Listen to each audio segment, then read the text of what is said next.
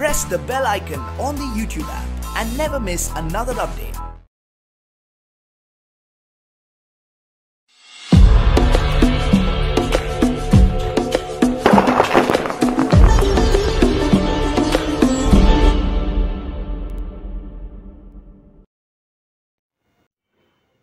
নমস্কার বন্ধুরা, spiritual bulletin এক্সট্রাস চ্যানেলের সকল শ্রোতা দর্শক বন্ধু ও সদস্যকে জানাই সাদর সুস্বাগতম।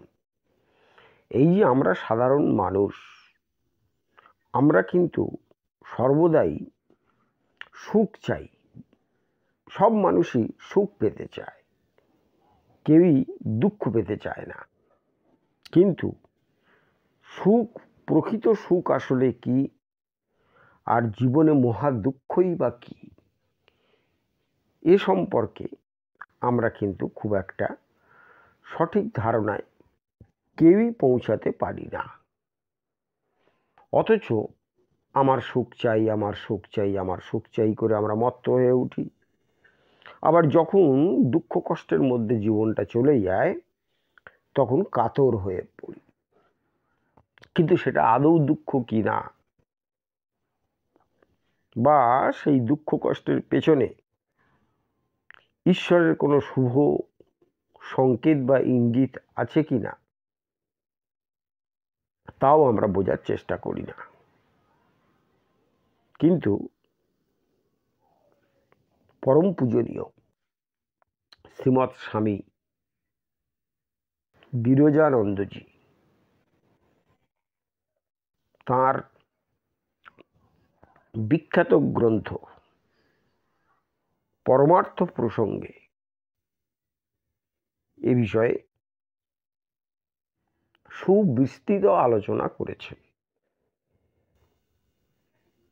তিনি কি বলেছেন? তিনি বলছেন, দেখো, মানব জীবনে স্বাধীনতা হলো পরম সুখ। আমরা স্বাধীনতা বলতে কি বুঝি? দেশ স্বাধীনতা বুঝি, এর বাইরে তো আমরা কিছু বুঝি না। পশুদের জীবনে কোনো স্বাধীনতা নেই, তারা তাই সুখও বোঝে না, শান্তিও বোঝে না, সমৃদ্ধিও বোঝে না। তাই স্বামী বিরজানন্দজি বলছেন, দেখো, মানব জীবনে যদি স্বাধীনতা না থাকে, তাহলে সেই মানুষ কোনোদিন পরম সুখের মুখ দেখতে পারবে না। এখন আমাদের প্রশ্ন হবে, আমরা তো স্বাধীন হয়ে ঘুরে বেড়াচ্ছি, স্বাধীনভাবে কথা বলছি, স্বাধীনভাবে খাচ্ছি, তাহলে আমাদের স্বাধীনতা নেই কে বলল? না, শুধু কথা বলা, খাওয়া, ঘোরাফেরা এটা কিন্তু স্বাধীনতা নয়। আমরা সত্যিই পরাধীন আমাদের প্রত্যেকেরই ব্যক্তি জীবনে, আর তাই আমাদের জীবনে এত দুঃখ। কারণ স্বামী বিরজানন্দজি বলছেন, স্বাধীনতা যেমন মানুষের জীবনে পরম সুখ বয়ে আনে, ঠিক তেমনি পরাধীনতা মানুষের জীবনে মহা দুঃখ ডেকে আনে। এবং আমরা প্রত্যেকেই পরাধীন আমাদের এই মানব জীবনে। কেন?